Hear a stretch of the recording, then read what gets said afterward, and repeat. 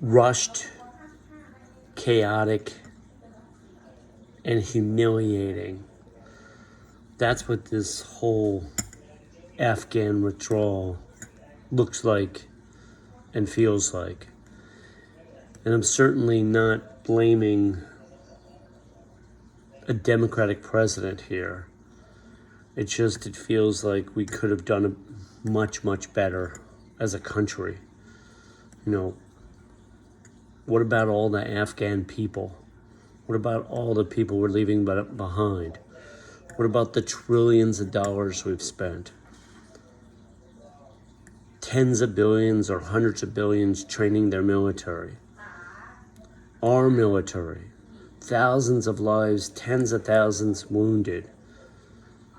What was this all for? A lot of people don't realize that I'm a psychologist. I'm not an expert in the Middle East here, but I've been following this for a long time, right? I read, I pay attention. This thing started, I think, in 1979, more or less. It started a long time before that in some respects, but when the Soviets invaded Afghanistan, right? And then Jimmy Carter funded the Mujahideen. Then you had Reagan that stepped that whole thing up, and that's when we had all those stingers going to the, religious groups there in Afghanistan that eventually formed the basis of the Taliban decades later. And then, 9/11 happened. I remember after 9/11, it was such a difficult time. I was in Connecticut, New York was so closed. I knew people that were in those buildings. I remember that day vividly. I remember feeling like it was probably the right thing. We had to go into, Afghanistan. But do we have to stay there for 20 years? And I never believed once we needed to go into Iraq. I just felt like the whole WMD thing wasn't real. It was just intuitive on my part. I've always been a big Colin Powell supporter, but I never bought into the sort of, the need for that war. And that war cost so much. But this does speak to this sort of greater issues and greater themes in all our lives. The fact that we really weren't equipped as a military to nation build, to go in and build institutions around police and government and to, really, fully understand cultures that are so different than our own, and military policies, right? Like a lot of the soldiers were there for a year or so, and so there was a lot of turnover, so you couldn't develop the deep long-term relationships that it takes to, create lasting and profound change.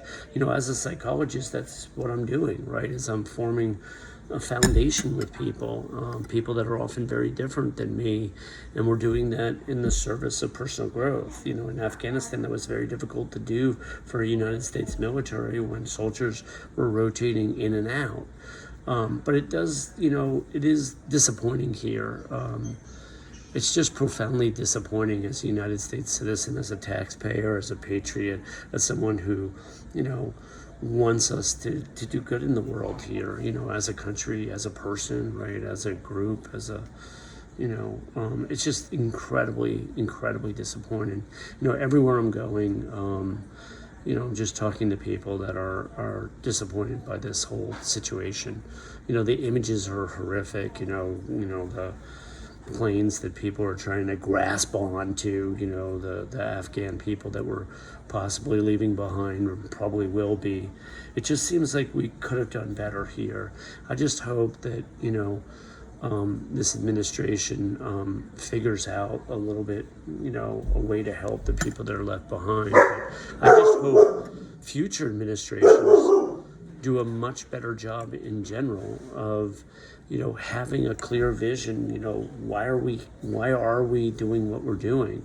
Again, as a psychologist and a sports psychologist, I'm always helping people develop a clear vision. What do you want? Why are you here? What are you doing? What is the, situation on the ground, so to speak? Do you really need to be in this situation? And how long do you want to stay? These are just some of my thoughts here on this really tragic, sad situation that makes us look terrible as a nation. Hey, I'm Dr. Brett.